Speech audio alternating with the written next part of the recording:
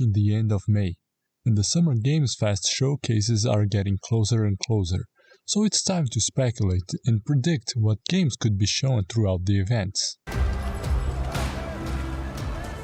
Sony will hold a State of Play on June 2 and has already confirmed that it will show Wolverine. I will admit that I'm not interested in Wolverine, especially after seeing the leaked gameplay. It felt too much like a reskinned version of Spider-Man. The news that Sony will no longer release single-player games on PC also sours the mood for people who were hoping to play it there. Another game that will probably get a trailer is Marvel Tokon. Their last review already teased that the next team to be revealed is the Villains team, with some big Carnage hints.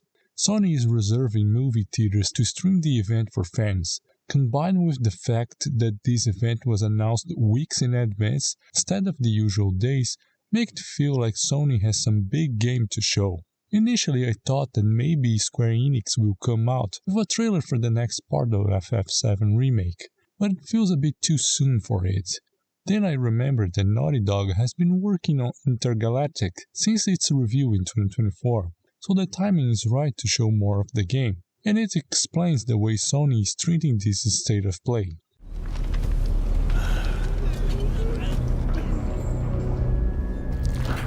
On June 5th we will get the Summer Game Fest main showcase. Capcom has been participating in Geoff's shows consistently for the last few years, so expect them to show up. The two most obvious announcements are the release date for Onimusha, which launches this year, and the next DLC season of Street Fighter VI. Star Wars currently has a bunch of games in development, and I expect at least one of them at SGF. Zero Company has no release date yet, and SGF would be the best stage to announce it. Galactic Racer releases in October and should start ramping up marketing soon, though Disney might choose to spread the trailers through multiple events. Phantom Blade Zero releases in September, and the developers have been working on it very quietly for some time. SGF would be the perfect opportunity to bring the game back into people's minds.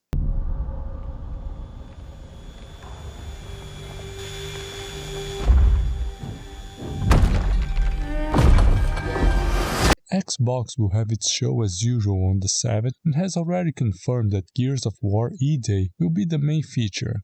2026 is low-key stacked with Xbox first party when you think about it, but the second half of the year is trickier because of GTA's looming shadow. Another Xbox game that is likely to show up is Fable.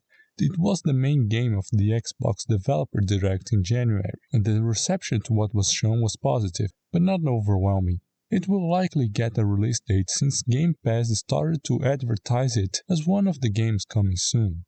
Clockwork Revolution was also featured as one of the games coming soon to Game Pass, but I'm not so sure about it since the game skipped this year's Xbox Direct. It's still scheduled for 2026, but I wouldn't be surprised if it got pushed to 2027 due to GTA 6. Now for the games that I am less sure. Stranger Than Heaven will be coming out day one on Game Pass, so it looks primed for another trailer at the Xbox showcase. But Sega recently released a bunch of trailers and promotional videos, which could be a sign Stranger Than Heaven might skip it. If Sega is planning to show another trailer, the Xbox showcase will happen. There Are No Ghosts at the Grand caught my attention when it was first revealed. It even got a demo, but ever since then the developers have been quiet. The game is slated for 2026, so a release date announcement looks likely.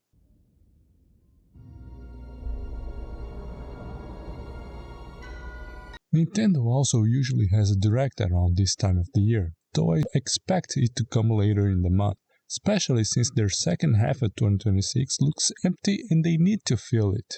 They recently announced a Star Fox 64 remake, which is fine. They'll probably talk about it again, but just as a reminder that the game is coming soon. The Duskbloods is scheduled to release this year, and From Software hasn't really talked about it for quite some time now, so this direct feels like the one where it will finally resurface. I think it will launch soon too, since everyone wants to avoid November. One thing that has been missing from Nintendo's game lineup is its king. Mario has yet to get a brand new game on the Switch too. Everything so far has been ports or remasters. The time feels right for Nintendo to announce the next Mario game, whether it's 3D or 2D.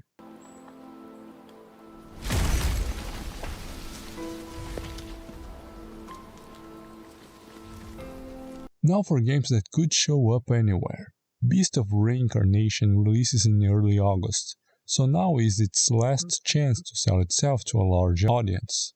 While I think it will be at SGF, I wouldn't be surprised if it gets shown at the Xbox showcase.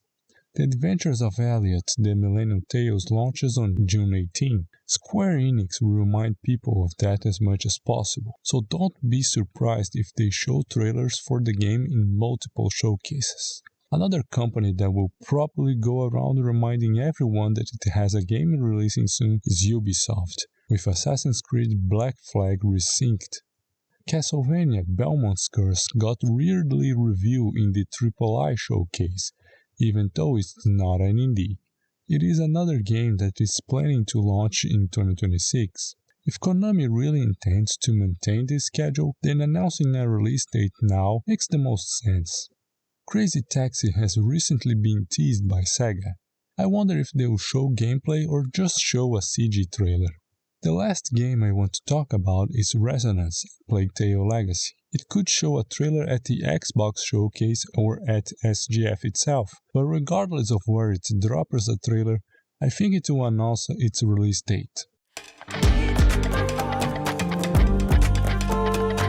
These are the games that I expect to have trailers and announcements at showcases happening in June.